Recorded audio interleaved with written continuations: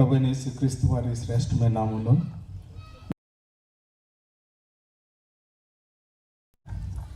ప్రేమించి మమ్మల్ని మీ కూడికలకు దేవుని వాక్యం అందించడానికి మీ మధ్యకు నన్ను ఆహ్వానించిన దాన్ని బట్టి నేను నా భార్య ఎంతో వందనస్తులమై ఉన్నాం. ఇంకొక విశేషం ఏంటంటే నాగరాజు ఫ్యామిలీ మాకు స్టూడెంట్గా ఉన్న దగ్గర నుంచి నాగరాజు పరిచయం అయి ఉన్నాడు. ఆ పరిచయం ఈ రకంగా ఈ ఊరు మేము రావటానికి దారి తీసింది. వాక్యం దేవుడిది, వాక్యం చెప్పే వరం దేవుడిచ్చిందే, ఈ జీవితం కూడా దేవుడిచ్చిందే. కాబట్టి వెలిగింపు దేవుడిచ్చిందే, వాక్యం చెప్పే వెలిగింపు. కాబట్టి అతిశయం ఎక్కడ? ఏమాత్రం అతిశయం లేకుండా కేవలం దేవుడి మీదే, దేవుని వాక్యం మీద ఆధారపడి దేవుని మాటలు చెప్పడానికి మీ ముందు నిలబడి ఉన్నాను. మీరు ఈ మీటింగ్ కోసం ప్రార్థన చేస్తారని నమ్ముతున్నాను. మేము కూడా ప్రార్థన చేసే ఇక్కడ నిలబడి ఉన్నాం. దేవుడు తప్పగా మనతో మాట్లాడతాడని నేను నమ్ముతున్నాను. దేవుడు మాట్లాడినప్పుడు మనం ఎలా స్పందించాలి అనేది చిన్నగా రాసుకుంటే కూడా బాగుంటుందని అనుకున్నాం. దేవుడి నాతో మాట్లాడినప్పుడు నేను ఎలా ప్రతిస్పందించాలి? It's always good. లేకపోతే వన్ వే అయిపోద్ది, వన్ వే ట్రాఫిక్. ఇంక రెండు, ఇవాళ మేము ట్రావెల్ చేస్తుంటే ఒక వంతుని వచ్చిందనమాట. ఒకళ్ళు వెళ్తుంటే రెండు వాళ్ళు రావడానికి అవ్వదనమాట. దేవుని వాక్యం వన్ వే ట్రాఫిక్ కాదు. దేవుడు మాట్లాడినప్పుడు మనం కూడా స్పందించాలి. టూ వే అన్నమాట. కాబట్టి దేవుని వాక్యం ద్వారా మనతో మాట్లాడుతూ ఉన్నప్పుడు మనం కూడా దేవుడికి చెప్పాలి, ప్రతిస్పందించాలి. దేవా నిజమే అని ఒప్పుకోవాలి. తెలియదు ఏదైనా ఉంటే దేవా నాకు ఇది తెలియపరచావని దేవుని స్తుతించాలి. ఫైనల్గా దేవా ఇంకా నేను బెటర్ డిసైపుల్గా, బెటర్ విశ్వాసిగా ఏ రకంగా ఉండాలి అని నా దగ్గర నుంచి నువ్వు కోరుకుంటున్నావు అనేది విని రాసుకోవాలి. చదువు వచ్చిన వాళ్ళందరూ కూడా, రాసుకోగలిగిన వాళ్ళందరూ కూడా చక్కగా వాక్యం చెప్పేటప్పుడు రాసుకుంటే మంచిదని నేను భావిస్తున్నాను.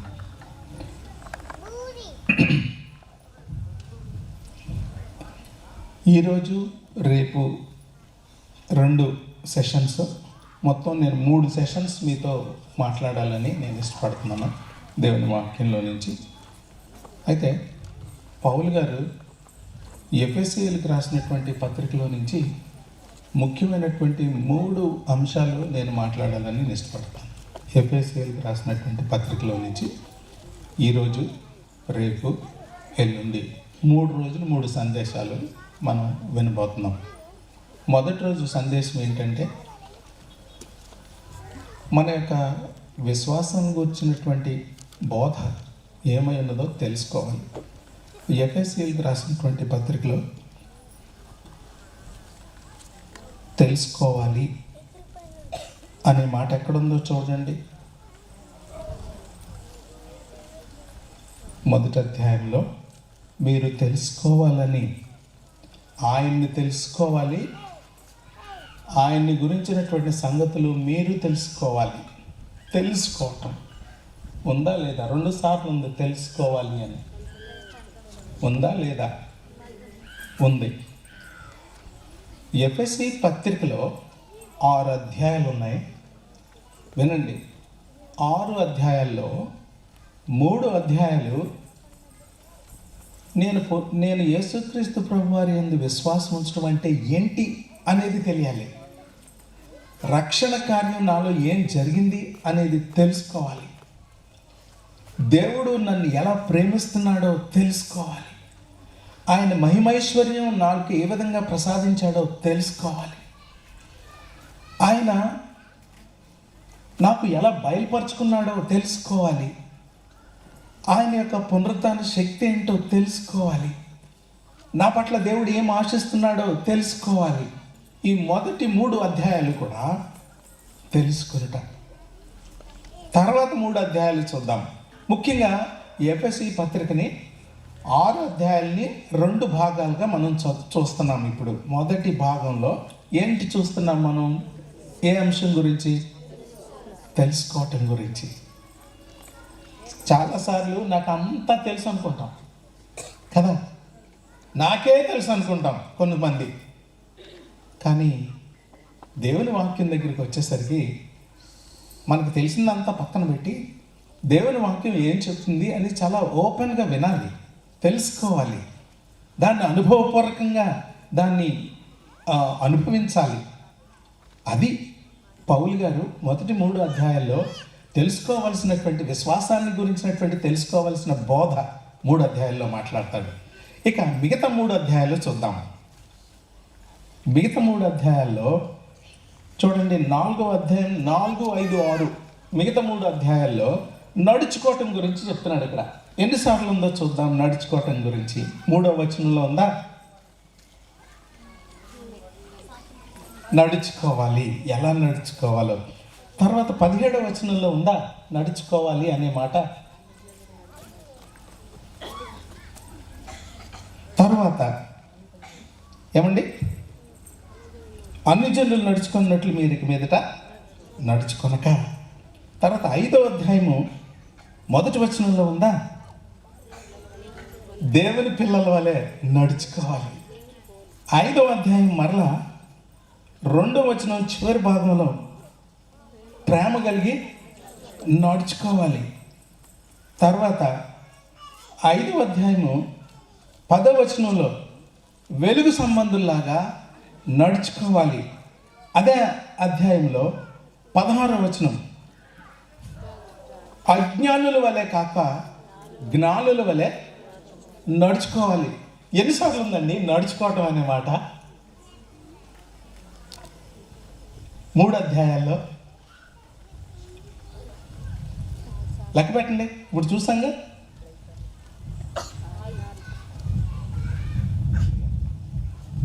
సరే మీరు తర్వాత లెక్క పెట్టుకోండి, ఇంటికి వెళ్ళిన తర్వాత చక్కగా చదవండి. అయితే మొదటి 3 అధ్యాయాలు దేని గురించి తెలుసుకోబోతున్నాం మనం? తెలుసుకోవటం గురించి. తర్వాత 3 అధ్యాయాలు నడుచుకోవటం గురించి. క్రైస్తవ జీవితంలో ఈ 2 చాలా ఇంపార్టెంట్. నాలో ఏం జరిగింది? యేసుక్రీస్తు నాకేం చేశారు? యేసుక్రీస్తు ప్రభు వారి దగ్గరికి రావటం అంటే ఏంటి అసలు? యేసుక్రీస్తు ప్రభు వారిలో ఉన్నటువంటి ఐశ్వర్యం ఏంటి అసలు? యేసుక్రీస్తు ప్రభు వారిలో ఉన్న శక్తి ఏంటి అసలు? యేసుక్రీస్తు ప్రభు వారిలో ఉన్నటువంటి ఆ యొక్క ఆ గొప్పతనం, బలాతిశయం ఏంటి? ఆ యేసుక్రీస్తు ప్రభులో ఉన్నటువంటి నిరీక్షణ ఏంటి? ఇవి తెలుసుకోవాలి మనం. తెలుసుకోకపోతే సరిగ్గా నడుచుకోలేము, తెలియకుండా నడుచుకోలేము. నడక అంటే ప్రవర్తన. తెలుసుకోవటం, పరివర్తన చెందటం, ప్రవర్తించటం. చాలా బాగా పెట్టారు. యాక్చువల్గా ఈ హెడ్డింగ్లో ఏది ముందు వస్తుంది చెప్పండి నాకు? పరివర్తన, ప్రవర్తన.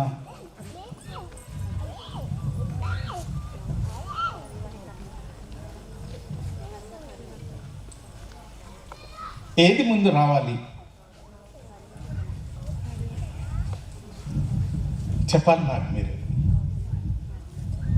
పరివర్తన రావాలా, ప్రవర్తన రావాలా? దేంట్లో నుంచి ఏది వస్తుంది?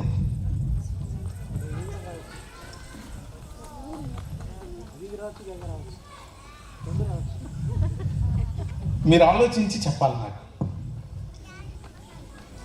పరివర్తనలో నుంచి ప్రవర్తన రావాలా?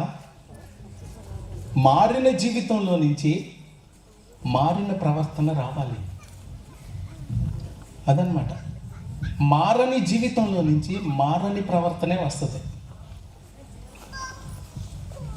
పరివర్తన లేని జీవితంలో నుంచి పరివర్తన లేని ప్రవర్తనే వస్తుంది, కానీ పరివర్తనతో కూడిన ప్రవర్తన రాదు.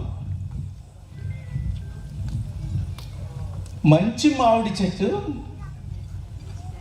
మామిడి చెట్టు తీయటి మామిడి పళ్ళే ఇస్తుంది. పుల్లటి మామిడి చెట్టు పుల్లటి మామిడికాయలే ఇస్తుంది. అదేవిధంగా పరివర్తన చెందినటువంటి జీవితంలో నుంచి పవిత్రమైనటువంటి ప్రవర్తన వస్తుంది. పవిత్రంగా మార్చబడినటువంటి జీవితంలో నుంచి పవిత్రమైనటువంటి ప్రవర్తన వస్తుంది. కాబట్టి చెప్పండి, ఏది ముందు? పరివర్తన. ఎక్సలెంట్. పరివర్తన లేకుండా అందులో నుంచి పవిత్రమైనటువంటి ప్రవర్తన రాదు. అయితే ఈ మొదటి రాత్రి మనం ఏం మాట్లాడబోతున్నామంటే, నేర్చుకోబోతున్నాము అంటే, యేసుక్రీస్తు ప్రభువులో నేనేమై ఉన్నాను, నేను ఎలాగో నా పరివర్తన వచ్చింది, తర్వాత రేపు ఎల్లుండి, రేపు ఉదయం, రేపు సాయంకాలం మన ప్రవర్తన సంఘంలో ఎలా ఉండాలి, మన ప్రవర్తన కుటుంబంలో ఎలా ఉండాలి, మన ప్రవర్తన పనిచేసే స్థలంలో ఏంటేంటి నేను చెప్పబోతున్నాను అంటే, మరలా చెప్తున్నాను. ఈరోజు యేసుక్రీస్తు ప్రభువారిలో మన యొక్క పరివర్తన ఎలా జరిగింది. నెంబర్ 1, రేపటి దినాన్న ఈ పరివర్తన చెందినటువంటి జీవితంలో సంఘంలో మనం ఎలా ప్రవర్తించాలి, కుటుంబంలో భార్యాభర్తలుగా, పిల్లలుగా మనం ఎలా ప్రవర్తించాలి, 3వదిగా మనం పనిచేసే స్థలంలో ఎలా ప్రవర్తించాలి. కాబట్టి ఎఫెసీ పత్రిక 3వ అధ్యాయాల్లో యేసుక్రీస్తు ద్వారా మన పరివర్తన ఎలా జరుగుతుంది అనేది ఈరోజు చూడబోతున్నాం. యేసుక్రీస్తు ప్రభువులో మన జీవితాన్ని ఒకసారి పరీక్షించుకుందాం. యేసుక్రీస్తు ప్రభు ద్వారా మన యొక్క ప్రవర్తన ఎలా ఉండాలి అనేది చూద్దాం. ఇప్పుడు ఎఫెసీయులకు రాసినటువంటి పత్రిక నుంచి మనం 1వ వచనం నుంచి 14 వచనాలు ఎవరో ఒకరు చక్కగా చదవాలి. 1వ వచనం నుంచి 14 వచనాలు ఒకరు చదువుతుండగా మిగతా వారు అందులో నుంచి జాగ్రత్తగా చూడాలి. దేవుని చిత్తము వలన క్రీస్తు యేసు అపోస్తులుడైన పౌలు ఎఫెసులోనున్న పరిశుద్ధులను క్రీస్తు యేసునందు విశ్వాసులునైన వారికి శుభమని చెప్పి వ్రాయినది. మన తండ్రి అయిన దేవుని నుండి, ప్రభు అయిన యేసుక్రీస్తు నుండి మీకు కృపయు సమాధానమును కలుగునుగాక. మన ప్రభు అయిన యేసుక్రీస్తు యొక్క తండ్రియగు దేవుడు స్తుతింపబడునుగాక. ఆయన క్రీస్తునందు పరలోక విషయములలో ఆత్మ సంబంధమైన ప్రతి ఆశీర్వాదమును మనకు అనుగ్రహించెను. ఎట్లనగా తన ప్రియుని యందు తాను ఉచితముగా మనకు అనుగ్రహించిన తన కృపామహిమకు కీర్తి కలుగునట్లు తన చిత్త ప్రకారమైన దయా సంకల్పము చొప్పున యేసుక్రీస్తు ద్వారా తనకు కుమారునిగా స్వీకరించుటకై మనలను ముందుగా తన కోసము నిర్ణయించుకొని, మనము తన ఎదుట పరిశుద్ధులమును నిర్దోషులమునై ఉండవలనని జగత్తు పునాది వేయబడక మునిపే ప్రేమ చేత ఆయన క్రీస్తులో మనలను ఏర్పరచుకొనెను. దేవుని కృపా మహదేశ్వరుని బట్టి ఆ ప్రియుని యందు ఆయన రక్తము వలన మనకు విమోచనము, అనగా మన అపరాధములకు క్షమాపణ మనకు కలిగి ఉన్నది. కాలము సంపూర్ణమైనప్పుడు జరగవలసిన ఏర్పాటును బట్టి ఆయన తన దయా సంకల్పము చొప్పున తన చిత్తమును గూర్చిన మర్మమును మనకు తెలియజేసి, మనకు సంపూర్ణమైన జ్ఞాన వివేచన కలుగుటకు ఆ కృపను మన ఎడల విస్తరింపజేసెను. ఈ సంకల్పమును బట్టి ఆయన పరలోకంలో ఉన్నవే గాని భూమి మీద ఉన్నవే గాని సమస్తమును క్రీస్తునందు ఏకముగా సమకూర్చవలెనని తనలో తాను నిర్ణయించుకొనెను. మరియు క్రీస్తునందు ముందుగా నిరీక్షించిన మనము తన మహిమకు కీర్తి కలుగజేయవలనని దేవుడు తన చిత్త ప్రకారమైన సంకల్పము బట్టి మనలను ముందుగా నిర్ణయించి ఆయన యందు స్వాస్థ్యముగా ఏర్పరిచెను. ఆయన తన చిత్తానుసారంగా చేసిన నిర్ణయం చొప్పున సమస్త కార్యములను జరిగించుచున్నాడు. మీరును సత్యవాక్యమును, అనగా మీ రక్షణ సువార్తను విని క్రీస్తునందు విశ్వాసముంచి వాగ్దానము చేయబడిన ఆత్మచేత ముద్రింపబడితిరి. దేవుని మహిమకు కీర్తి కలుగుటకై ఆయన సంపాదించుకొనిన ప్రజలకు విమోచనము కలుగు నిమిత్తము ఈ ఆత్మ మన స్వాస్థ్యమునకు సంచకరువుగా ఉన్నాడు. Thank you. పౌలు ఎఫెసీ అనేటటువంటి పట్టణంలో 2.5 సంవత్సరాలు సేవ చేశాడు. ఎఫెసీ పట్టణం పోర్టు ప్రాంతంలో ఉన్నది, అంటే వ్యాపారానికి చాలా కేంద్రమైంది ఎఫెసీ పట్టణం. అంతేకాకుండా ఎఫెసీ పట్టణం ఎలాంటిదంటే అక్కడ అర్థమయ్యి దేవత అనేటటువంటి ఒక పెద్ద ఆలయం ఉంది అక్కడ. ప్రజలు విచ్చలవిడితనం ఎఫెసీ పట్టణంలో. అంతేకాకుండా ఎంపరర్ వర్షిప్, అంటే అక్కడ చక్రవర్తిని ఆరాధించే వ్యక్తి, ఆరాధించమని అడిగేటటువంటి వ్యక్తి, అంటే దేవుణ్ణి వదిలిపెట్టి ఒక మనుష్యుణ్ణి ఆరాధించమని ఒత్తిడి తీసుకొచ్చేటటువంటి ఆ పొలిటికల్ సిస్టమ్ ఉంది అక్కడ. ఇలాంటి ఎఫెసీ సంఘం నుంచి 2.5 సంవత్సరాలు పౌలు పరిచర్య చేయగా ఎఫెసీ పట్టణంలో కొంతమంది యేసు ప్రభువుని అంగీకరించారు. చాలా కష్టపడ్డాడు పౌలు. 2.5 సంవత్సరాలు పరిచర్య చేసిన తర్వాత తాయిత్తులన్నీ తీసి పాడేశారు. ఆ మంత్రగాళ్ళ యొక్క పుస్తకాలన్నీ తగలబెట్టేశారు. విశ్వాసులు, ఆ మంత్రగాడు బ్యాక్గ్రౌండ్ నుంచి వచ్చిన వాళ్ళందరూ కూడా యేసు ప్రభువుని అంగీకరించడం మొదలుపెట్టారు. అయితే అక్కడ కొంతమందికి మంత్రగాళ్ళకి వ్యాపారం పోయింది. వ్యాపారం పోయేసరికి పౌల్ని ఇంకా అక్కడి నుంచి వెళ్ళగొట్టేశారు. తర్వాత తిమోతి అని ఒక ఆయన్ని వెంట పెట్టుకొని ఎఫెసీ సంఘంలో పెట్టి ఆయన పౌలు గారు మిగతా కార్యక్రమంలోకి, మిషనరీ ప్రయాణంలోకి వెళ్ళిపోయారు. ఈ రకంగా పౌలు గారు పరిచర్య, అద్భుతమైన పరిచర్య ఎఫెసీ పట్టణంలో చేసిన పిదప ఎఫెసీ సంఘానికి మిగతా బోధన అందించడానికి, ఎందుకంటే అర్ధంతరంగా వెళ్ళిపోయాడు కదా, ఎఫెసీ సంఘానికి బోధ అందదు కాబట్టి ఉత్తరం రాశాడు ఎఫెసీ సంఘానికి.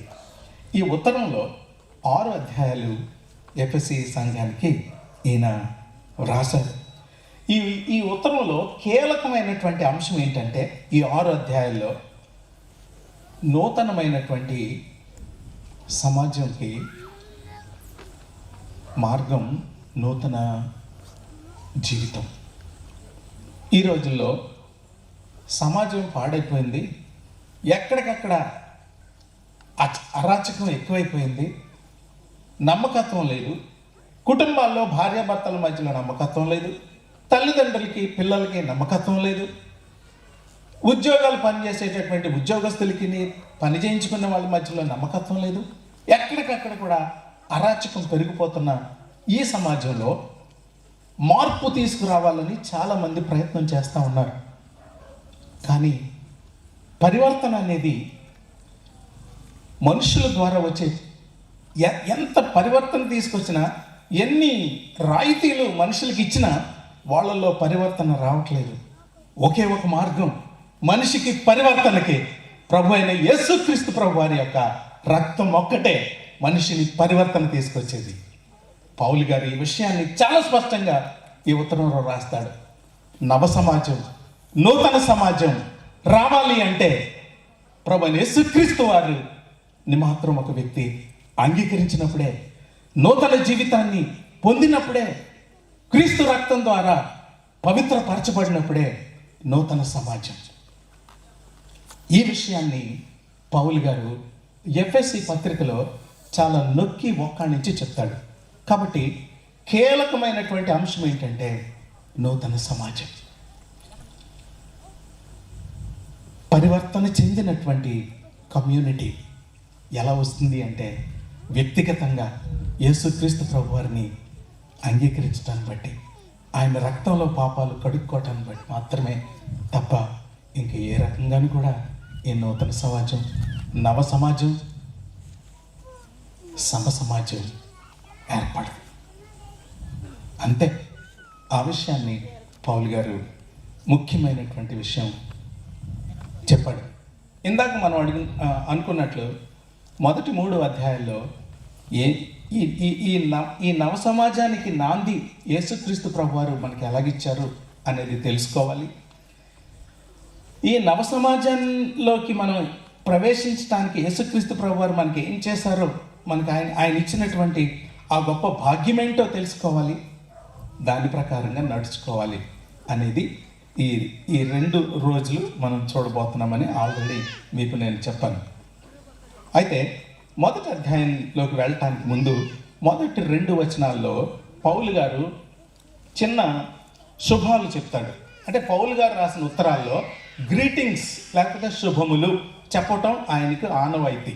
మొదటి 2 వచనాల్లో ఆయన శుభాలు చెప్తున్నాడు సంఘానికి శుభం కలగాలని, సంఘానికి మేలు కలగాలని. వాస్తవానికి ఈ మీటింగ్లో సరదాగా ఏర్పాటు చేసినవి కాదు, సంఘం మేలుకొల్పు పొందాలని, సంఘం శుభం కలగాలని, కుటుంబాలకి మేలు కలగాలని, వ్యక్తులకు మేలు కలగాలని, పరివర్తన ద్వారా ప్రవర్తన రావాలని మనం పెట్టుకున్నాం ఈ మీటింగ్లో. అయితే పౌలు ఆ రకమైనటువంటి పరివర్తనకి ప్రవర్తనకి ముందు సంఘానికి శుభాలు తెలియపరుస్తున్నాడు. చదువుతాను వినండి. మొదటి 2 వచనాలు. దేవుని చిత్తము వలన క్రీస్తు యేసు అపోస్తలుడైన పౌలు ఎఫెసులో ఉన్న పరిశుద్ధులకును క్రీస్తునందు విశ్వాసులైన వారికి నీ శుభమని చెప్పి వ్రాయినది. మన తండ్రి అయిన దేవుని నుండి ప్రభువైన యేసుక్రీస్తు నుండి మీకు కృపయు సమాధానము కలుగునుగాక. అసలు మొట్టమొదటి అయినే ఏమి రాశాడంటే దేవుని చిత్తము వలన క్రీస్తు యేసు అపోస్తలుడైన పౌలు. ఒక హంతకుడు అపోస్తలుడయ్యాడండి. క్రైస్తవుల్ని హింసించి నాశనం చేసేటటువంటి ఒక హంతకుడు అపోస్తలుడయ్యాడు. దేవుడి చేతులతో పంపబడ్డాడు. దేవుని యొక్క పిలుపు అందుకున్నాడు. దమస్కు వెళ్తా ఉంటే క్రైస్తవుల్ని హింసించడానికి గుర్రం ఎక్కి అక్కడ దేవుడు తనకు దర్శనమిస్తాడు. యేసుక్రీస్తు ప్రభు వారిని ఎన్కౌంటర్ చేస్తాడు పౌలు గారు. దేవుని చిత్తం వల్ల క్రీస్తు యేసు అపోస్తలుడు అయ్యాను నేను. ఎంత గొప్ప సంగతో! క్రైస్తవులకు వ్యతిరేకంగా హింసించడానికి బయలుదేరినటువంటి ఈ అపోస్తలుడు, ఈ పౌలు, ఈ సౌలు దేవుని చిత్తం వలన అపోస్తలుడయ్యాడు. ఒక మాట చెప్పనా? తన చిత్తం అయితే ఏం జరిగింది? అది పౌలు గారు తన చిత్తం ఏం చేశాడు? తన ఇష్టం ఏం జరిగిస్తూ ఉన్నాడు? పౌలు తన ఇష్టం ఏం జరిగించాడు? ఎవరు ఆపలేకపోయారు పౌల్ని. దగ్గరికి వెళ్ళి ఇదేంటి పౌలు ఇలా చేస్తున్నావు, క్రైస్తవులు ఏం చేశారు నిన్ను అని అడగటానికి కూడా సాహసించలేకపోయారు ఎవరు పౌలు దగ్గరికి. అందుకనే దేవుడు డైరెక్ట్గా పౌలుని దర్శించాడు. ఏ మనిషి వెళ్ళలేకపోయాడు. అంటాడు పౌలు, నా చిత్తం అయితే హింసించడమే, కానీ మారిపోయింది. దేవుడి చిత్తం ఇప్పుడు నా చిత్తం కాదు, దేవుని చిత్తం వల్ల. చూడండి మాట, దేవుని చిత్తం వల్ల, దేవుని చిత్తాన్ని బట్టి నేను అపోస్తలుని అయ్యాను అంటాడు. రెండోది ఏంటంటే, ఎవరి కోసం అపోస్తలుడయ్యాడు చూడండి. ఎఫెసులో ఉన్నటువంటి పరిశుద్ధులు, యేసుక్రీస్తునందుటువంటి విశ్వాసులైన వారి కోసం. ప్రేమైన సోదరి సోదరుడా, ఇప్పుడే నేను స్టేజ్ ఎక్కుతుంటే మీ ప్రభుదాస్ గారు నాతో మాట్లాడారు. ఈ సంవత్సరం ఈ ప్రాంతంలో నేను చాలా సంవత్సరాలు సేవ చేశాను సార్. ఎవరి కోసం దేవుడు పౌలుని పిలుచుకున్నాడు? అనేక ప్రాంతాల కోసం. అందులో ఒక ప్రాంతం ఎఫెసీ ప్రాంతం. మరి ఈ ప్రాంతం కొరకు దేవుడు ఒక వ్యక్తిని లేపుకున్నాడు. ఆయన వృద్ధుడైపోయాడు. ఆయన స్థానంలో ఇంకొక వ్యక్తిని లేపుకున్నాడు. దేవుడు సేవకుల్ని వృద్ధులైపోయినప్పటికీ ఇంకొక సేవకుల్ని లైన్లో పెట్టి లేపుకుంటున్నాడు దేవుడు. ఎంత గొప్ప దేవుడు!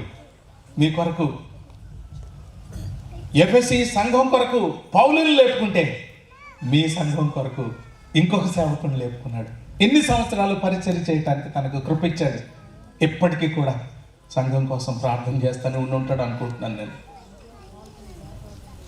అలాగూ పౌలు అంటాడు, నేను అపోస్తలుని దేవుడు నియమించాడు నన్ను, అందుకని మీ దగ్గరికి వచ్చాను. నేను దేవుడు నియమించాడు నన్ను. ఒకప్పుడు నేను హింసకుడను, దూషకుడను, హానికరుడను.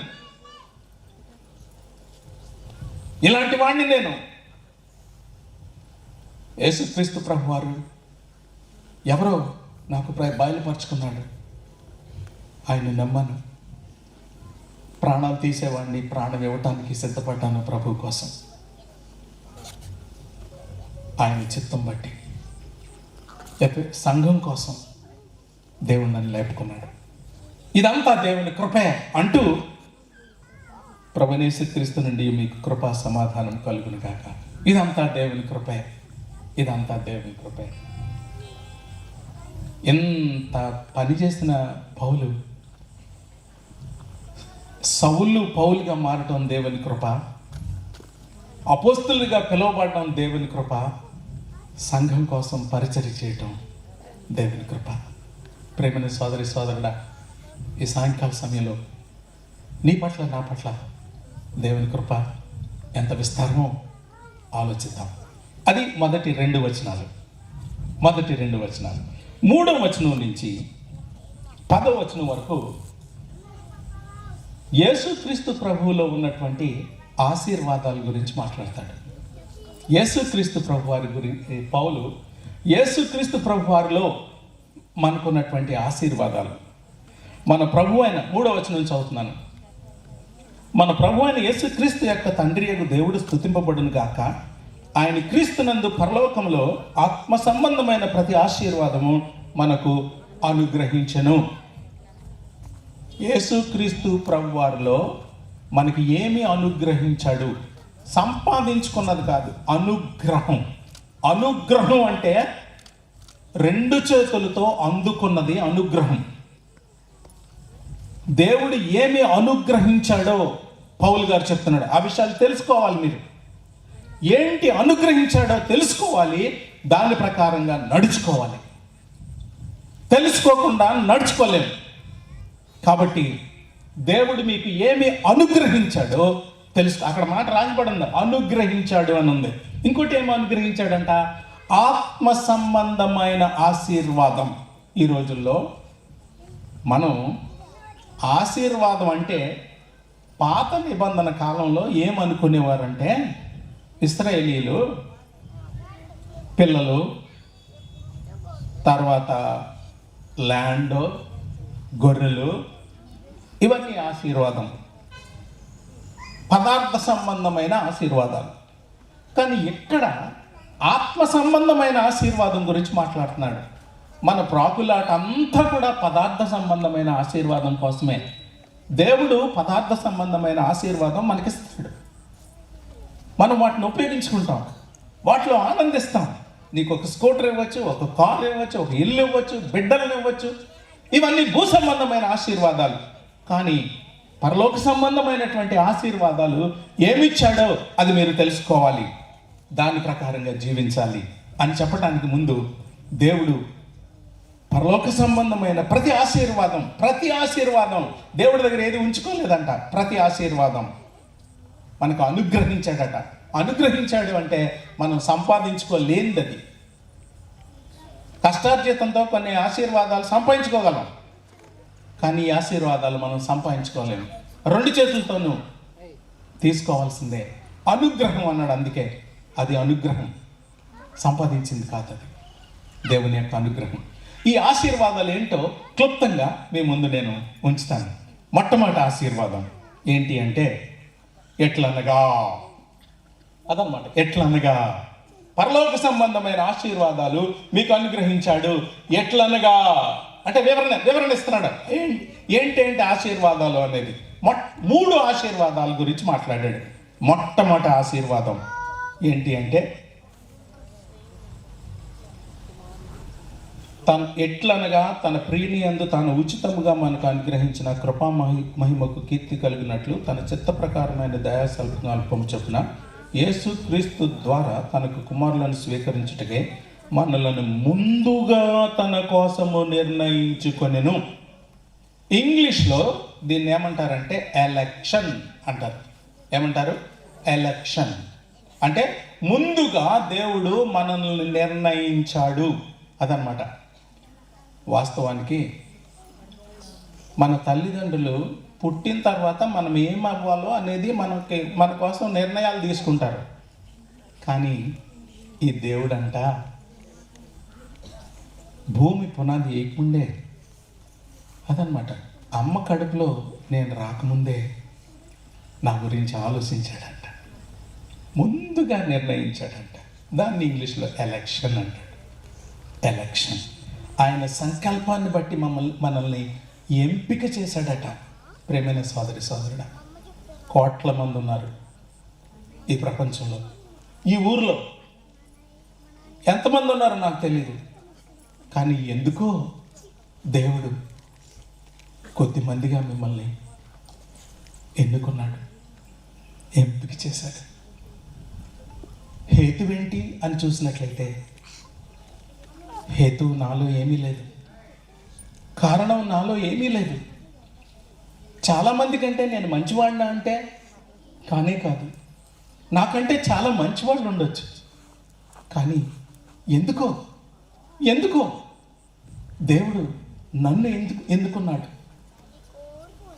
యాకోబు, ఏసావు వారిద్దరిలో ఒక రకంగా చెప్పాలంటే, ముందుగా వాళ్ళు ఇంకా తల్లి కడుపులో రాకముందే దేవుడు ఎంపిక చేసుకున్నాడు యాకోబుని. మంచివాడనా?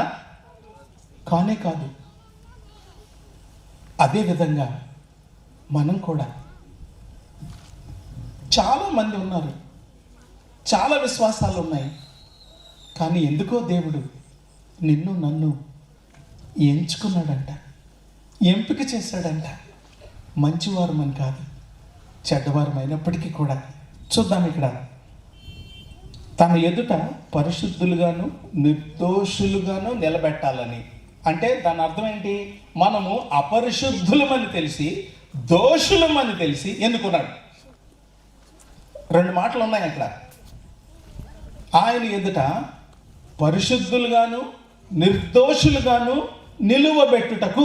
అంటే దాని అర్థం ఏంటంటే, మనము అపరిశుద్ధులము, దోషులము అయినప్పటికీ కూడా దేవుడు మనల్ని ఎంపిక చేసుకోవటానికి ఇష్టపడ్డాడు. What is there in this? ఇందులో మనకి ఏం కనబడుతుంది? ఎందుకు ఎన్నుకున్నాడు? ఎటువంటి వాడిని ఎన్నుకున్నాడు? ఎప్పుడు ఎన్నుకున్నాడు? ఎందుకు ఎన్నుకున్నాడు? అయితే అంత దేవుడేనా?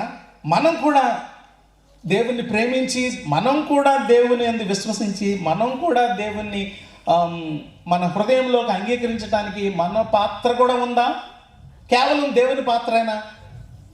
దేవుడు ఎన్నుకున్నాడు కాబట్టి నన్ను ఇంతవరకు ఆయన కృప చూపించాడు, ఇంతవరకు నన్ను ఆయన కుటుంబంలో చేర్చాడు అని అనుకుంటున్నాం. అయితే అంతా ఆయనదేనా? నా పాత్ర కూడా ఉందిగా, మరి నేను కూడా ఆయన్ని వెంబడించాలిగా. రెండూ జరగాలన్నమాట. దేవుడు ఒక వ్యక్తిని ఎన్నుకున్నాడు. బాబు, ముందు ఉన్న పిల్లలు మాట్లాడకుండా చూసుకోండి. దేవుడు ఎన్నుకున్నాడు, దేవుడు ఏర్పాటు చేసుకున్నాడు నిన్ను నన్ను.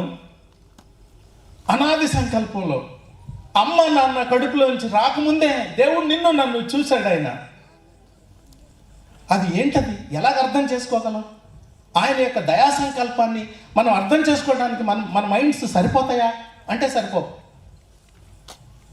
ఆయన యొక్క భవిష్యత్తు జ్ఞానం గొప్పది. భూమి పునాదులు వేయకముందే ఆయన మనల్ని ఎన్నుకున్నాడు. ఎందుకు ఎన్నుకున్నాడు అనే దానికి చూసినట్లయితే,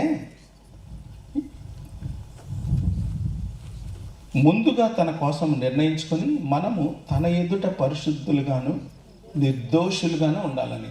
ప్రియమైన సోదరుడా, ఒక మాట వినండి. మొట్టమొదటి ఆశీర్వాదం ఏంటంటే, దేవుడు మనల్ని ఎన్నుకోవటం అనేది మొదటి ఆశీర్వాదం. అది ఆశీర్వాదం.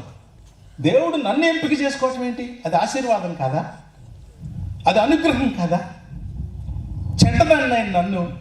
చెడ్డవాడినైన నన్ను ఆయన ఎంపిక చేసుకోవటం, ఆయన సేవకు వాడుకోవటం అనేది ఆయన యొక్క ఆశీర్వాదం, ఆయన అనుగ్రహం, ఆయన ప్రేమ ఉంది ఇందులో. ఎటువంటి వాడిని నాన్ని హేతువు లేదు, ఎన్నుకోవటానికి ఏ కారణం లేదు, కేవలం ప్రేమే. అందుకనే ఈ పాట రాస్తారు కొంతమంది, హేతువు లేని ప్రేమ యేసు ప్రేమ. నాలో కారణం ఏమీ లేదు నన్ను ఎన్నుకోవటానికి, కేవలం పాపమే. పాపంలో పుట్టాను నేను, పాపంలో పెరిగాను, పాపపు క్రియలన్నీ చేస్తాను, పాపపు ఆలోచనలు. అయినా సరే ఇవన్నీ తెలిసి తెలిసి ఆయన నన్ను ఎన్నుకున్నాడు. ఎందుకో తెలుసా? ఇలాంటి నిన్ను శుభ్రం చేసి పవిత్రపరిచి నిర్దోషులుగా పవిత్రంగా తండ్రి ఎదుట క్రీస్తు ద్వారా నిలబెట్టాలని అంట. ఎంత మంచి ఉద్దేశమో దేవుడికి, ఎంత మంచి ఉద్దేశమో దేవుడికి. ఇక్కడ రాస్తుంది, తన ఎదుట పరిశుద్ధంగాను నిర్దోషంగాను నిలబెట్టాలని. అపవిత్రులను దోషుల్ని తీసుకొచ్చి యేసుక్రీస్తు రక్తం ద్వారా కడిగి పవిత్రంగా తండ్రి ఎదుట నిలబెట్టాలనేటటువంటి గొప్ప ఉద్దేశం కలిగి ఆయన మనల్ని ఎన్నుకున్నాడు. కాబట్టి మొట్టమొదటి ఆశీర్వాదం ఏమిటి అంటే, దేవుడిచ్చిన ఆశీర్వాదం ఎన్నిక. మనల్ని ఎన్నిక చేసుకున్నాడు ఆయన. హృదయాలు కృతజ్ఞతతో నిండి ఉండాలి. ఆయన ప్రేమకు నిజంగా ఆరాధించాలి. మనం పరిశుద్ధులుగా ఉండటం కోసం ఆయన ఎన్నుకున్నాడు. ఆయన మహిమ ఎదుట నిలబెట్టడం కోసం ఎన్నుకున్నాడు ఆయన. అది మన బాధ్యత. ఆయన ఎదుట నిర్దోషులుగా నిలబెట్టడానికి ఎన్నుకున్నాడు ఆయన. ఎంపిక చేసుకున్న నువ్వు నేను కూడా అందులో నడవాలని, అందులో నడుచుకోవాలని, అది మన బాధ్యత. ఎన్నుకోవటం ఆయన బాధ్యత అయితే నడుచుకోవటం మన బాధ్యత. అదనమాట. యేసుక్రీస్తు ద్వారా మన పాపాలకి క్షమాపణ ఇచ్చి ఆయన ముందు నిలవబెట్టడం ఆయన యొక్క ఎలక్షన్లో భాగమైతే, నిలవబెట్టినటువంటి మనల్ని నడుచుకునేటటువంటి బాధ్యత మనదే. భాగ్యం అది. దేవుడు మనల్ని ఎన్నుకోవటం అనేది భాగ్యం అయితే, నడుచుకోవటం అనేది బాధ్యత. భాగ్యం ఒక్కటే కావాలా నీకు? బాధ్యత అవసరం లేదా? దేవుడు మనల్ని ఆశీర్వదించాడు, భాగ్యం అది. బాధ్యత వద్దా? నడుచుకోవటం బాధ్యత, ఆశీర్వాదం భాగ్యం. దేవుడు మనల్ని ఎంపిక చేసుకున్నాడు, ప్రేమ చూపించాడు. ఎప్పుడు ఇంకా పాపంలో ఉండగానే, చిన్న కుమారుడు ఇంకా పాపంలో ఉండగానే పరిగెత్తుకొని వచ్చి ఆయన్ని కౌగిలించుకున్నాడు. ఇంకా పాపం చేస్తూ ఉండగానే యేసుక్రీస్తు ప్రభువారు మన కొరకు చనిపోయాడు. ఆయన రక్తము ద్వారా మనల్ని స్వీకరించాడు. కాబట్టి మొట్టమొదటి ఆశీర్వాదం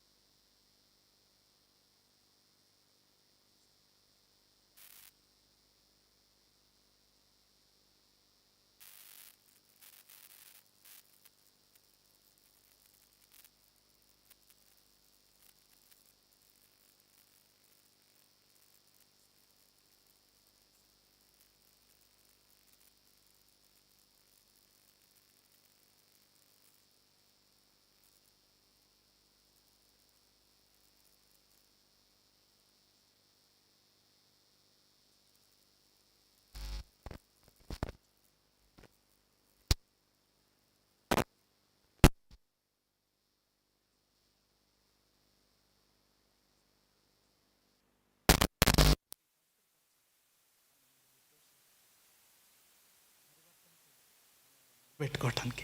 ఎంత ప్రేమ, ఎంత ప్రేమ అది. ఎవరైనా చేయగలరా? అలాంటి ప్రేమ ఎవరైనా చూపించగలరా ఈ భూమి మీద?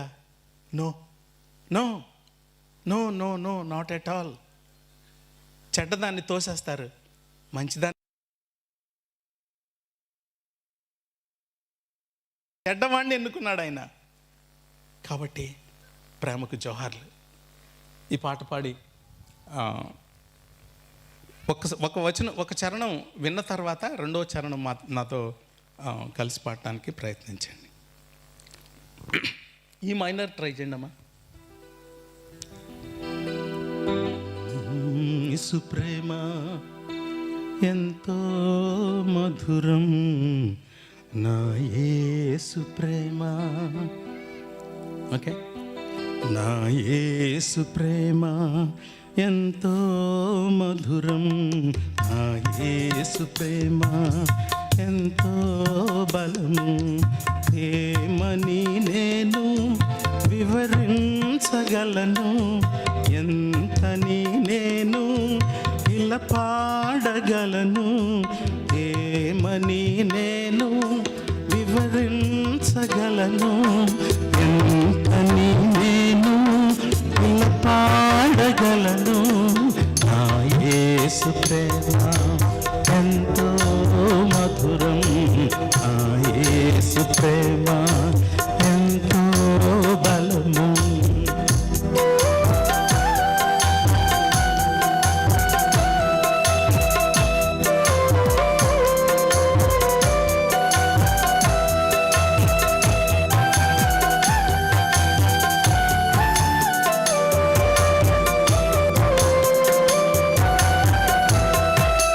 కలువరి గిరిపై శ్రమలను చూడ, సిలువలో నా యేసు ప్రేమ ఎంతో మధురం.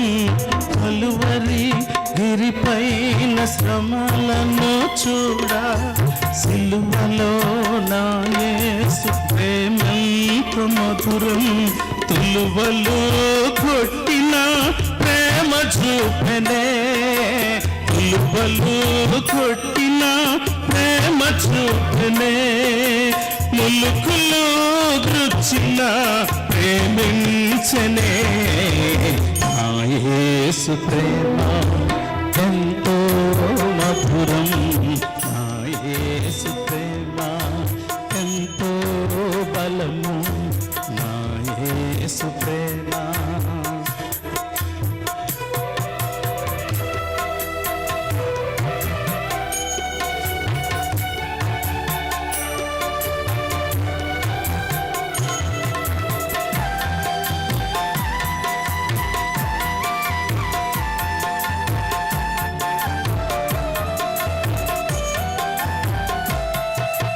తలచిన పిలిచిన అలికెడి ప్రేమ, కమతలు కలతలు తొలగించు ప్రేమ. తలచిన పిలిచిన అలికెడి ప్రేమ, నలతలు కలతలు తొలగించు ప్రేమ. మలిచెను నా బ్రతుకు అతి మధురముగా, మలిచెను నా బ్రతుకు అతి మధురముగా. పిలిచెను నన్నిలలో తన శిష్యునిగా. ఆ యేసు ప్రేమ ఎంతో మధురం, ఆ యేసు ప్రేమ ఎంతో బలము. నా యేసు ప్రేమ ఎంతో మధురం, నా యేసు ప్రేమ ఎంతో బలము. వర్ణించగలను, ఎంతని నేను ఇలా పాడగలను. ఏమని నేను వివరించగలను, ఎంతని నేను ఇలా పాడగలను. నా యేసు ప్రేమ ఎంతో మధురం, నా యేసు ప్రేమ ఎంతో బలము. నా యేసు ప్రేమ ఎంతో మధురం, నా యేసు ప్రేమ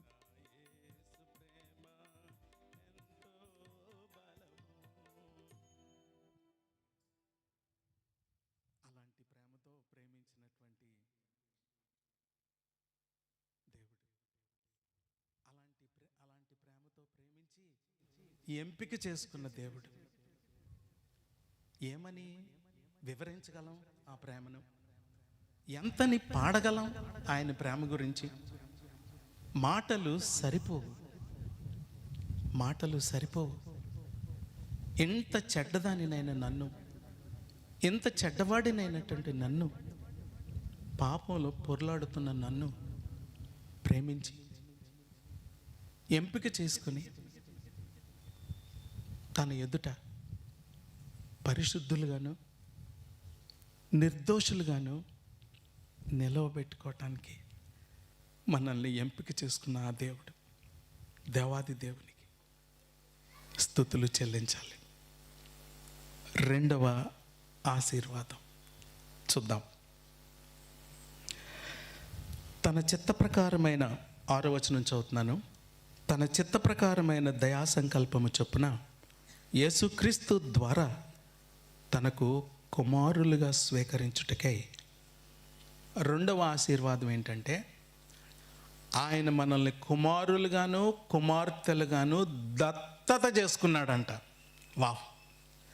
ఎంపిక చేసుకోవటం ఒక ఆశీర్వాదం అయితే, దత్తత చేసుకోవటం ఇంకొక ఆశీర్వాదం. కుమారులు కుమార్తెలు, బైబిల్ ఏం చెప్తుందంటే, ఒకప్పుడు మనము శత్రువులమై ఉండగా, దేవునికి వ్యతిరేకంగా తప్పులు చేసి పవిత్రుడైనటువంటి దేవుని ముందు నిలబడలేక దూరంగా వెళ్ళిపోయిన మనం, అర్హత లేక, మోషే ఆ యొక్క మండుచున్న పొద దగ్గరికి వచ్చినప్పుడు, మోషే చెప్పులు తీసేయి అంటే దాని అర్థం ఏంటంటే, మోషే నేను పవిత్రుడైనటువంటి దేవుణ్ణి, సమీపింపరాని తేజస్సు కలిగిన వాడిని, నా దగ్గరికి వచ్చేటటువంటి అర్హత, అపవిత్రంగా ఉంటూ నా దగ్గరికి వచ్చే అర్హత లేదు మోషే, చెప్పులు తీసేసి నిలబడు. పాత నిబంధన కాలంలోనమ్మా మందిరంలో దేవునికి అర్పణ చేయటానికి వెళ్ళేటటువంటి యాజకుడికి ఏమాత్రం కొంచెం అపవిత్రంగా లోపలికి ప్రవేశించినా, ఏమాత్రం కూడా అయోగ్యుడిగా లోపలికి వెళ్ళి పరిచర్య ధర్మాన్ని చేసినా చనిపోతాడట. అందుకనే ఆయనకి లోపలికి వెళ్ళేటప్పుడు ఒక తాడు కడతారట. ఒకవేళ కనుక అపవిత్రంగా వెళ్ళి ఆ యాజకుడు చచ్చిపోతే ఆ తాడు పెట్టి లాగేస్తారు. గంట కూడా కడతారంట. ఆ గంట కూడా వినబడకపోయినా తాడు పెట్టి లాగేస్తారు. ఎందుకో తెలుసా?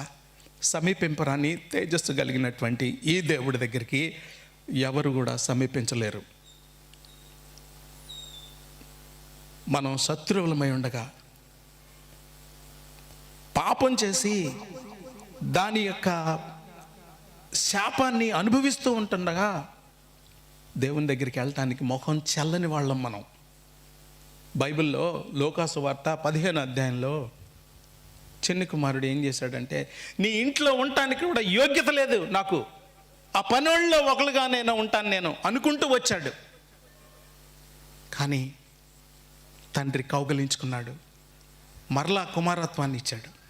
అదేవిధంగా దేవుడు మనల్ని, అపవిత్రులమైన మనల్ని ఎంపిక చేసుకోవటం మాత్రమే కాకుండా శత్రువులమైన మనల్ని పుత్రులుగా చేశాడు, పుత్రికలుగా చేశాడు. ఎంత ఆశీర్వాదం! దేవుని యొక్క పవిత్రమైనటువంటి దేవుడికి వ్యతిరేకంగా ఎన్నో క్రియలు చేస్తాం, చీకటి క్రియలు, రహస్య కార్యాలు ఎన్నో చేస్తూ ఉన్నాం. ఇలాంటి మనల్ని ఆయన పిల్లలని అనిపించుకోని యోగ్యత లేనటువంటి ప్రవర్తన ప్రవర్తిస్తున్నాం మనం. ఇలాంటి మనల్ని ఆయన పరిశుద్ధంగా నిలబెట్టడానికి ఎన్నుకోవటం మాత్రమే కాకుండా మనల్ని ఆయన పిల్లలుగా చేశాడు. ఆయన కుమారులుగా కుమార్తెలుగా చేశాడు. ఆ దేవుడి దగ్గరికి సమీపించడానికి యోగ్యత ఇచ్చాడు. నాన్న, అబ్బా, నాయనా అని ప్రార్థన చేసేటటువంటి యోగ్యత ఇచ్చాడు. ఎందుకంటే యేసుక్రీస్తు ప్రభువు ద్వారా, ఇందాక చెప్పాను కదా, ఒక ఆలయంలోకి లోపలికి వెళ్ళటానికి, ఆ తెర లోపలికి వెళ్ళటానికి ఎవరికి యోగ్యత లేదు. యాజకుడు ఒక్కడే, దట్టు ఏడాదికోసారి వెళ్ళాలి. యేసుక్రీస్తు ప్రభు వారు ఎప్పుడైతే సిలువలో చనిపోయారో తెర చినిగిపోయింది కింద నుంచి పైకి, పైనుంచి కిందకి కాదన్నాడు. పైనుంచి కింద నుంచి పైకి కాదు, పైనుంచి కిందకి చిరిగిపోయింది. అది పైనుంచి కిందకి అంటే కింద నుంచి ఎవరో చింపేయటానికి లేదు, పైనుంచి కిందకి చినిగింది అని రాసిపడింది. అంతేకాకుండా ఆ తెర చాలా దళసరి తెర.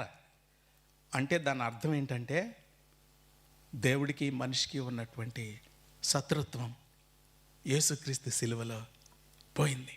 తెర చినిగిపోయింది, బండలు బద్దలైపోయినాయి, భూకంపం జరిగింది. యేసుక్రీస్తు ప్రభు వారు మరణించిన వెంటనే యేసు ప్రభు దేవుడి దగ్గరికి వెళ్ళగలిగే ఆ యొక్క యాక్సెస్, ఒక పాపి దేవుడిని సమీపించగలిగేటటువంటి యోగ్యత లేదు, యేసుక్రీస్తు ప్రభు రక్తం ద్వారానే దొరికింది. అదనమాట. యేసుక్రీస్తు ప్రభు వారు సిలువలో చనిపోవటం ద్వారా, ఆ తెర చినగటం ద్వారా ఆ హోలీ ఆఫ్ హోలీ, ఆ దేవుని యొక్క సన్నిధికి మనిషి వెళ్ళటానికి యోగ్యత కుదిరింది. ఆయన యొక్క బిడ్డలుగా మనకి అబ్బా నాయనా అని ప్రార్థన చేయగలం. ఈ ప్రపంచంలో రెండు కుటుంబాలు ఉన్నాయి, వినండి జాగ్రత్తగా. ఒక కుటుంబం దేవుని కుటుంబం, ఇంకో కుటుంబం సైతాన్ కుటుంబం. అయితే దేవుడి కుటుంబంలోనే ఉండాలి, లేకపోతే సైతాన్ కుటుంబంలో ఉన్నాడు. సైతాన్ కుటుంబంలో తండ్రి ఎవరు? సైతాను. దేవుని కుటుంబంలో తండ్రి ఎవరు? దేవుడు. మరైతే ఈ దేవుడి దగ్గరికి మనం రాలేని పరిస్థితి ఏంటి అంటే పాపం చేయటం వల్ల సైతాన్ కుటుంబంలో ఉన్నాం. అయితే దేవుడు మనల్ని ఎన్నిక చేసుకున్నాడు, ఏర్పాటు చేసుకున్నాడు, యేసుక్రీస్తు ప్రభువులో ఆయన ముందు నిలబెట్టాడు. అంతే మాత్రమే కాకుండా ఆయన పిల్లలుగా చేశాడు, ఆయన మనల్ని దత్తత చేసుకున్నాడు. ఇప్పుడు మనం చెప్పండి నాకు, యేసుక్రీస్తు ప్రభువారు మనల్ని ఎన్నిక చేసుకున్నాడంట, మనల్ని ఆయన కుమారులుగా కుమార్తెలుగా యేసు రక్తంలో కడిగి పవిత్రం చేసి సిలువ ద్వారా ఆయన పిల్లలుగా చేసుకున్నాడంట. మరి అయితే ఇప్పుడు యేసు ప్రభు మనకేమవుతాడు చెప్పండి?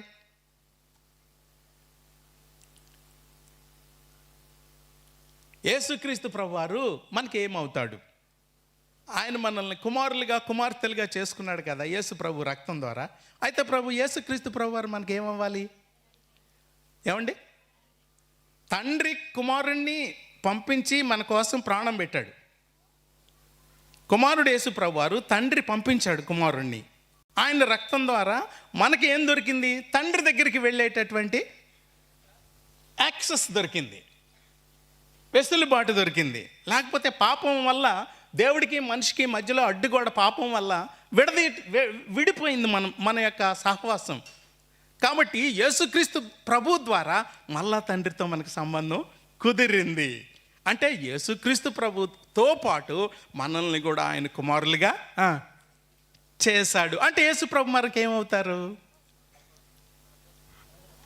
పెద్దన్న.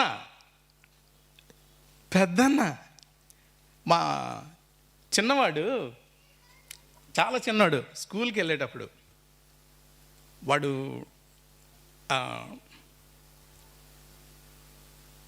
స్కూల్లో వాడికి ఎంత ధైర్యమో, వాళ్ళ అన్నయ్య కెప్టెన్ అనమాట. వాళ్ళకి ఎంత ధైర్యం అంటే, మన అన్న అంటే ఒక పాట ఉంది కదా, యేసుక్రీస్తు మీ అన్న కాడా. ఈ పాట ఇప్పుడు వినలేదా మీరు?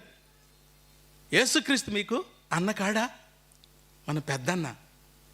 ఆ పెద్దన్న ఏ రూట్లో వెళ్తే ఆ రూట్లోనే మనం వెళ్తాం. అదనమాట. మన పెద్దన్న మాదిరి చూపిస్తే అదే మాదిరిలో మనం వెళ్తాం. ఇంట్లో అంటాం కూడా, పెద్దోడు కదరా నువ్వు, నిన్ను బట్టే మిగతా తమ్ముళ్ళు చెల్లెళ్ళు కూడా ఉంటారు. పెద్దన్న యేసుక్రీస్తు ప్రభువారు. ఎందుకంటే ఆయన మనకి అన్న ఎందుకు అవుతాడంటే, ఆయనతో మనకే యేసుక్రీస్తు ప్రభువులో మనల్ని ఆయన కుమారులుగా కుమార్తెలుగా చేశాడు. అది రెండవ ఆశీర్వాదం. శత్రువులని పుత్రులుగా పుత్రికలుగా చేసింది ఆయన రక్తం. యేసుక్రీస్తు ప్రభువులో మనల్ని క్షమించి తండ్రి దగ్గరికి రాగలిగేటటువంటి యోగ్యతనిచ్చింది ఆయన దత్తత. అంతేకాకుండా అర్హత లేనటువంటి